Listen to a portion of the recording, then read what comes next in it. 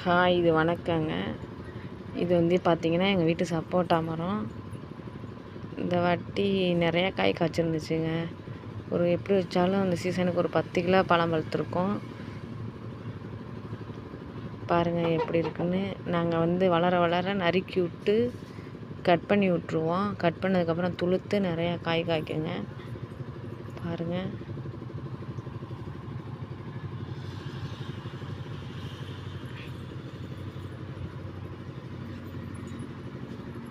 உள்ளலாம் பாருங்கள் நிறையா காய் இருக்குது. காய் வந்து கொஞ்சம் தேர்னோடனே பிடுங்கி நாங்கள் வந்து பழுக்க வச்சுருவோம்.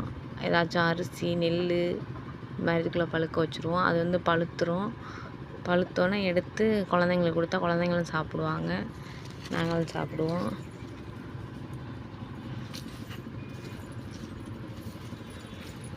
பாருங்கள் இவ்வளோ பெரிய மரம்னு.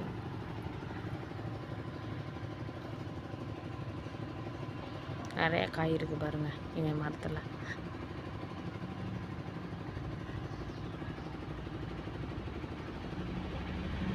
நீங்களும் இது மாதிரி உங்கள் வீட்டில் மரம் இருந்துச்சுன்னா காய் காய்க்காட்டினா நறுக்கி விட்டிங்கன்னா மரத்தை மேலாக்கில் கழிச்சு விட்டிங்கனாவே நிறையா துளுத்து காய் காய்க்கும்.